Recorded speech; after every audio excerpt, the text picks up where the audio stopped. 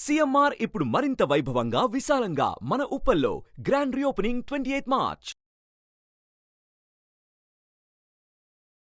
నమస్తే, నేను మీ జాహ్నవి. మనతో ఉన్నారు ప్రముఖ జ్యోతిష్య వాస్తు పండితులు, జ్యోతిష్య వాస్తు శిక్షణ నిపుణులు, లలిత ఉపాసకులు బ్రహ్మశ్రీ నానాజీ పట్నాయక్ గురువు గారు. సూక్ష్మంలో మోక్షం ఈ ప్రత్యేక కార్యక్రమం ద్వారా మనకున్నటువంటి ప్రతి సమస్యకి సరికొత్త సొల్యూషన్ అందిస్తూ ఉన్నారు కదా గురువు గారు. మరి ఈ రోజు కూడా ఒక ప్రత్యేకమైన తిథికి సంబంధించి విశిష్టతను డీటెయిల్డ్ గా గురుగారు మాటలు అడిగి తెలుసుకుందాం. నమస్కారం గురుగారు. శ్రీమాత్రే నమః.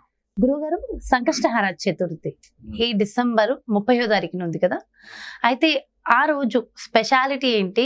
ఇంకా ఈ సంవత్సరం ఎండింగ్ అంటే తెలుగు తిథుల ప్రకారం కాకపోయినా మనం ఆంగ్ల తిథుల ప్రకారం సంవత్సరాల ప్రకారం చూసుకుంటే ఇయర్ ఎండ్ లో వచ్చింది అది. అండ్ ప్రత్యేకంగా ఏమైనా సెలబ్రేట్ చేసుకోవాల్సింది ఉంటుంది అంటారు? అంటే మీరు ఇక్కడ 2 అన్నారు కాబట్టి ఇక్కడ 2 విషయాలు ఉన్నాయమ్మా. ఒకటేంటంటే 30వ తేదీ ఉదయం 9:35 ప్రారంభం అవుతుంది. ఆ రోజు తిథి ప్రారంభమై 31వ తేదీ దాదాపుగా మనకది 11:57 వరకు ఉంది చవితి తిథి.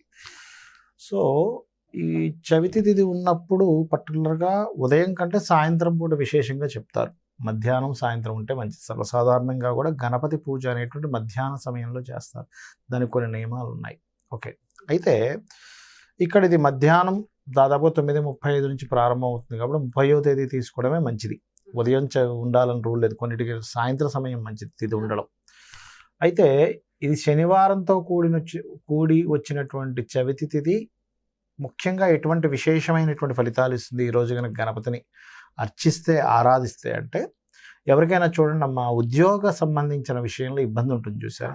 అంటే ఉద్యోగం రావట్లేదనో, వచ్చినా సరిగ్గా ఉండట్లేదనో, అంటే ఒక ఉద్యోగంలో చేస్తుంటాం కానీ వైరాగ్యంగా చేస్తుంటాం.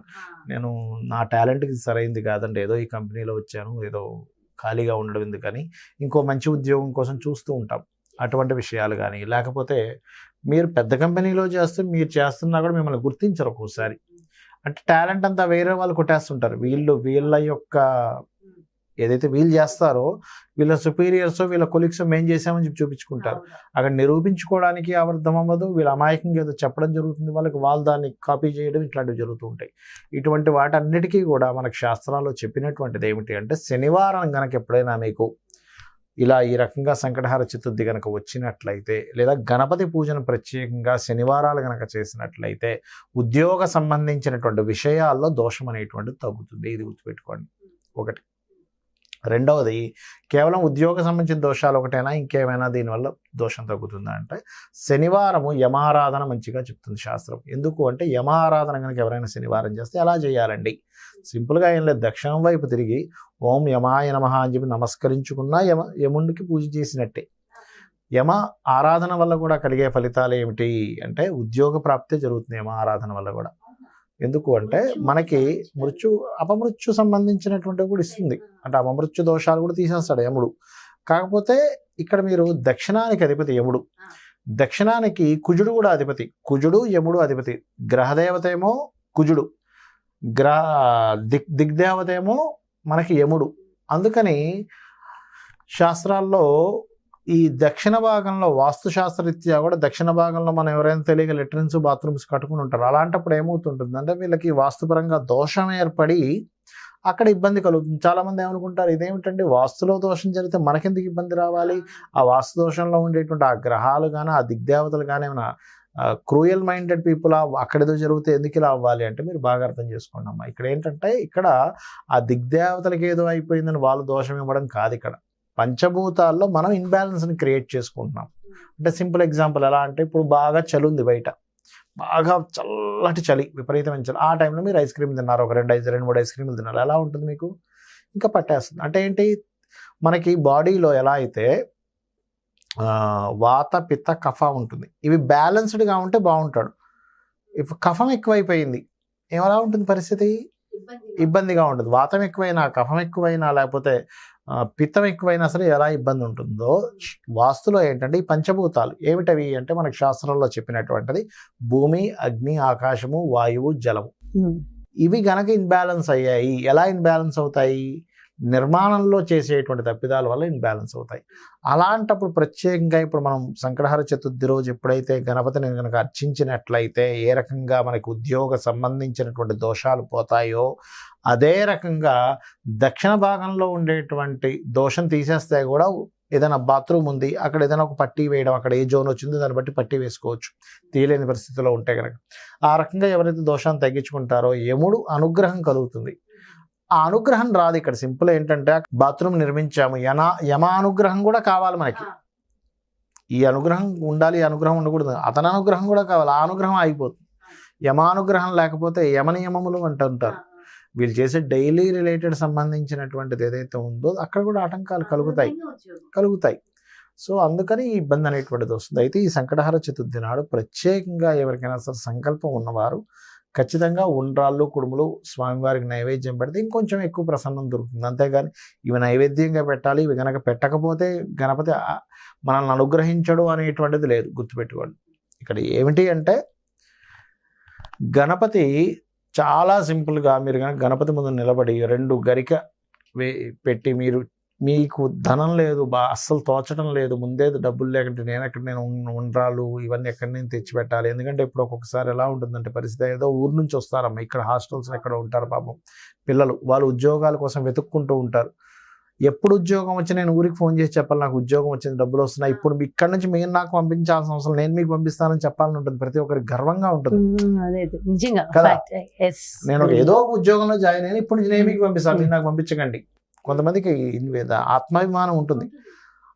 అలా ఉండే స్థితిలో ఉన్నప్పుడు వీళ్ళని మనం ఉండ్రాలు పెట్టండి, కుడుములు పెట్టండి, ఫస్ట్ వీళ్ళకి చేయడం రాదు, పెట్టలేరు, కుదరదు, పెట్టలేరు, చాలా రకాలు ఉంటాయి. వీళ్ళకి చేయడం రాదు ఒకటి. అప్పుడు ఏం చేయాలి అంటే ఏదైనా ఒక ఫలం చక్కగా ఓ అరటి పండు లేకపోతే ద్రాక్ష పండు ఏదో ఒకటి, ఓ 10 రూపాయలు ద్రాక్ష పళ్ళు ఇమ్మన్నా బండోడు ఇస్తాడు, ఇన్నైనా ఇస్తాడు. వాటిని తీసుకొచ్చి పెట్టిన 2 గరిక పెట్టి గణపతి స్తోత్రాలు కనుక చదువుకొని స్వామి నేను నమ్ముకున్నాను, నేను వెళ్ళే ఇంటర్వ్యూ సెలెక్ట్ అవ్వాలి, నాకు ఉద్యోగం రావాలని గణపతిని కనుక తలుచుకుంటే ఆటంకము కదా మనకి. ఇప్పుడు ఆటంకం ఎలా జరుగుతుంది, ఒక ఇంటర్వ్యూకి వెళ్ళాము, ఆ సమయానికి అతను ఏదో ప్రశ్న వేశాడు, మనకు గుర్తురాదు, ఇతనికి తెలుసు కానీ గుర్తురాదు ఆ సమయానికి, దాన్నే ఆటంకం అంటారు. ఆ ఆటంకాన్ని గణపతి తొలగిస్తాడు. వెళ్ళేటప్పుడు ఇంటర్వ్యూకి వెళ్ళేటప్పుడే కొన్నిసార్లు ఆటంకాలు జరుగుతాయి. బస్సు దొరకకపోవచ్చు, లేట్ అవ్వచ్చు, లేకపోతే బైక్ స్టార్ట్ అవ్వకపోవచ్చు, ఇట్లాంటి ఆటంకాలన్నీ కూడా తొలగుతాయి. అదే సమయానికి సరైన డ్రెస్ వేసుకోకపోయినా సరే అదొక ఆటంకం. ఏంటి ఈ డ్రెస్ సెన్స్ ఇలా ఉంది, ఇప్పుడు ఇలా ఉంటారు, రేపు జాబ్లోకి ఏం డ్రెస్ వేసుకుంటాడు అనుకోవచ్చు. ఇటువంటి ఆటంకాలన్నింటినీ తొలగించి మనకి ఉద్యోగ ప్రాప్తిని ఈ సంకటహర చతుర్థి శనివారం వచ్చినప్పుడు చేసుకుంటే గనక ఖచ్చితంగా వారికి ఉద్యోగ ప్రాప్తి వల్ల ధనప్రాప్తి ఉంటే వారి యొక్క జీవితం బాగుంటుంది. అది ఆ రకంగా చేసుకుంటుండాలి. ముఖ్యంగా గుంజీలు తీయడం మర్చిపోవద్దు. గుంజీలు ఖచ్చితంగా ఎందుకు అంటే గణపతి ముందు గుంజీలు తీస్తే దారిద్రం పోతుంది. ఎలాగా అంటే ఈ చెవులకి శాస్త్రాల్లో వీటికి చెప్పినటువంటిది స్థానం ఏంటంటే 3వ స్థానము. అందుకే మనకి శాస్త్రంలో స్త్రీని పెద్దవి పెట్టుకొని చక్కటివి పెట్టుకోవాలంటారు. ఎందుకంటే భర్తకి పర్టికులర్గా ఈ చెవులకు కనుక పెట్టుకుంటే, అందుకే చూడండి భర్తకి చెవులకి ఏం లేకుండా కనబడకూడదు అంటారు. కనీసం ఆ పుల్లైన పెట్టుకోవాలట. అలా కనిపిస్తే భర్తకి భాగ్యహీనత అని చెప్తూ ఉంటారు. భాగ్యం హీనిస్తుంది భర్తకి. కాబట్టి చెవులకి మంచివి పెట్టుకుంటుంటారు. ఈ చెవుల్ని కనుక ఇలా పట్టుకొని కుడి చేయి పైన వచ్చి ఇలా 2 వేలతో ఇలా పట్టుకొని కనుక గుంజీలు తీయగలిగితే భగవత్ నామస్మరణతో మీరు చెవుని పట్టుకొని గుంజీలు తీశారు కాబట్టి దారిద్ర్యం తొలగుతుంది. దారిద్ర్యం తొలగిపోయిందా మీకు ఉద్యోగ ప్రాప్తి, వ్యాపార అభివృద్ధి, తద్వారా ధనహీనత పోయి ధన అభివృద్ధి అనేటువంటిది కలుగుతుంది. చాలా గొప్ప విషయం తెలియజేశారు గురుగారు. Thank you so much. నమస్కారం. శ్రీమాత్రే నమః. చూసారు కదండి, మరి సంకష్టహర చతుర్థి ఉద్యోగంలో ఉన్నత స్థితి రేఖ, అసలు ఉద్యోగమే లేక ఇబ్బంది పడే వాళ్ళకి ముఖ్యంగా దారిద్ర్యాన్ని తొలగించడం కోసం ఈ సంకష్టహర చతుర్థి నాడు ఖచ్చితంగా మనం ఆచరించవలసిన విధి విధానాలు, ఒకవేళ కుదరని పక్షంలో కూడా చేయవలసిన సింపుల్ రెమెడీస్ కూడా గురువు గారు చాలా డీటెయిల్డ్ గా ఎక్స్ప్లెయిన్ చేశారు. మరి ఇది సూక్ష్మంలో మోక్షం అంటే. సో ఖచ్చితంగా అందరూ ఫాలో అవ్వండి, జీవితాన్ని మంచి స్థితికి వెళ్ళేలా చూసుకోండి. కొంత ఒక భక్తి అనేది ప్రదర్శిస్తే సరిపోతుంది. మరో చక్కటి ప్రత్యేకమైన కార్యక్రమంతో మళ్ళీ మీ ముందుకు వచ్చేస్తాను. మరి అదేవిధంగా మీ యొక్క జాతకానికి సంబంధించి కానీ, లేదంటే మీ ఇంటి వ్యాపార వాస్తుకు సంబంధించి కానీ గురువు గారిని సంప్రదించాలి, అపాయింట్మెంట్ కావాలి అనుకుంటే క్రింద డిస్ప్లే అవుతున్నటువంటి నెంబర్స్ కి కాల్ చేయండి. నమస్తే. సుమన్ టీవీలో మీ పర్సనల్ అండ్ బిజినెస్ ప్రమోషన్స్ కోసం కింది నెంబర్ కి కాంటాక్ట్ చేయండి.